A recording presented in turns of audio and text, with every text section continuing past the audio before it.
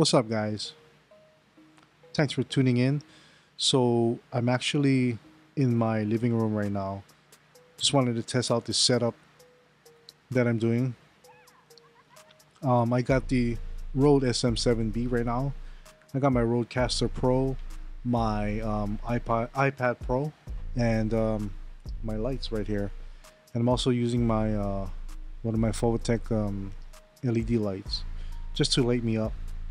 But I wanted to basically see how it looks with this setup. To be honest, I'd rather have a long table setup where it's pointing to the side of me and we're talking, me and that person is talking. But I'm at home right now, so I don't really want anything fancy. Unless we have an office, then I'll put that there. But anyways, today is Wednesday and I'm exhausted. It's been a long week. I basically cleaned out my whole place, and the reason why I cleaned out my whole place is because I was getting an inspection, and I needed that because I was hoarding a lot of shit from reselling. Reselling is good, but especially if you have inventory, you end up hoarding stuff, not knowing, because you spend money on those items, and I do appreciate eBay and my reselling journey because it brought me here where I can afford to buy equipment and basically transfer into my next business, which was video production. But it did leave a little it did leave a lot of mess. Let's put it that way. Yeah, because like I said, I ended up hoarding stuff, and I had a hard time letting those things go because I know I spent the money on those things, and it basically kind of put me in a place where I felt stuck because I didn't want to let go of the things that didn't sell or the things that I didn't list. And when you become a reseller, you tend to keep buying things, buying and buying things, thinking that everything is going to sell quick. I mean, some did sell quick, but not everything did. And just because you did spend money on those things, you tend to not want to let it go.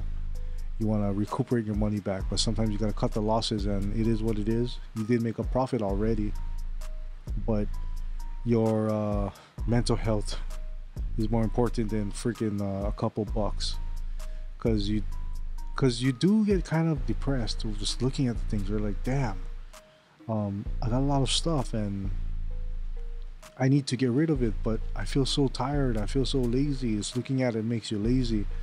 And in the reselling world, we call it death pile, which, like I said, which is bad. But yeah, I finally got rid of most of the stuff. I kept some of the stuff, but the things that I knew I wasn't motivated to sell, or I found that didn't have value, I gave it to my mom. Actually, she's probably gonna send it to the Philippines because they send a lot of stuff to the Philippines, and they'll enjoy the things because they are quality products that I picked out. Because I wasn't a new reseller, I already was like 2 years in, and I knew what to pick. It's just that I wasn't motivated to sell anymore because I was already transitioning into the video world. Anyways, I'm actually using my FS5 right now, my Mark II FS5 by Sony, and it's a great camera. It kind of reminds me of my Sony Alpha cameras. It's similar because the setup and the menu is pretty much identical. Um, I want to use it now because I want to get used to it again, but I think I won't be using this camera as much. I mean, maybe if I'm doing like a documentary, I'll probably bust this camera out because of how the form factor, and has two XLR imports and inputs, and it has a carry handle, and that's a great looking camera. I like it, and it's kind of appealing to corporate gigs because they want you to come with something that looks professional. That's what I noticed, and You want to make them say wow. I mean, people will say otherwise, but I think that it's more appeasing to. They think they feel they're getting their money's worth when you come out with the big guns, if you know what I mean. This camera is expensive. Uh, it's not like a Sony A7 III for like $1,000 or 1,500. It's actually almost 5 grand for the setup. That's including the kit lens. I mean, not kit lens, but the lens 18105. I used to have it on my A6500, so it's a good all-around lens, but it stops at f4, and you don't get that shallow depth of field like the lower aperture lens. And it comes with a shotgun mic, which I'm using to record the audio so I can sync it with the Rodecaster Pro. And it's going to be my first time actually syncing these two. I did record some stuff on here, but I feel like this is better if I have this set up and then I record it. I mean, then I sync it. What else? Yeah, pretty much. And I got lights. Got a new boom pole. Got a lot of other shit that I didn't really need, but I did need a new tripod, and I got one. And it's the Manfrotto 507 or something. I forgot the model number, but it's the lightweight tripod, which is great because I have the Manfrotto that's like super heavy duty, and it's made for like cameras that are like about 15 pounds, a little over 15 pounds. Like you can be using it for like red cameras or heavy rigs.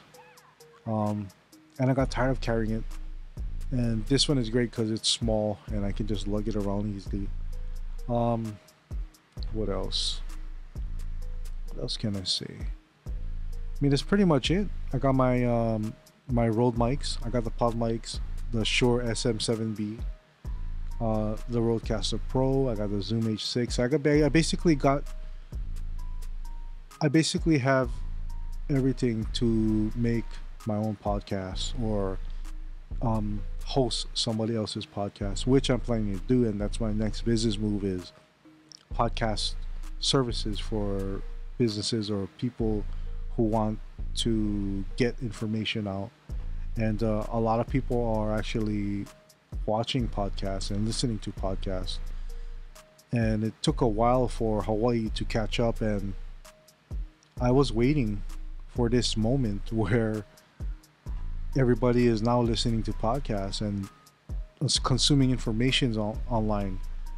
And this year, I felt that was the next move because of the fact, like I said, I am in video production, but it's saturated with a lot of wannabes and people that are underpricing, and it's screwing all of us up, all the guys that give quality work, because I know some guys that underprice and their quality of work is crap, and then it reflects on all of us because we want to put out quality, but their experience with the crappy videographers or directors or whatever sticks to them, and they think that all of us are the same, but we're not the same. There's guys that want to put out quality. There's guys that actually care. So yeah, that's why I have the setup right now. I'm gonna end this here. It's almost 10 minutes. Stay tuned for more podcast videos. I am doing one with my friend on the 3rd of February.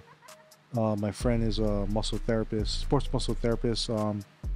He was Max. I think he is still doing. I don't know, because he moved to Vegas and he was no longer around to do like the athletes that are popular here in Hawaii, like Max Holloway, Yancy Medeiros, a couple surfers, famous surfers and athletes.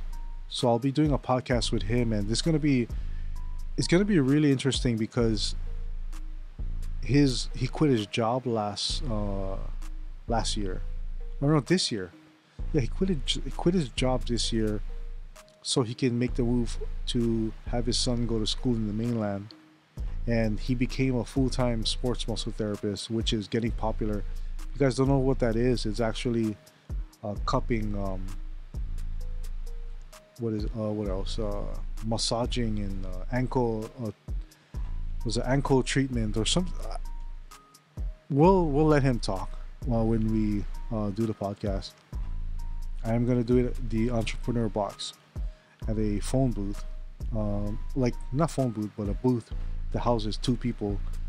I'm hoping that we can fit in there because he's kind of a big guy and I'm a big guy, and we have all this equipment. And I'm gonna be bringing this rig right here. This a Rodecaster Pro. So hopefully I get a case pretty soon, so I can lug this around without worrying about anything. Yeah, I'm falling asleep right now.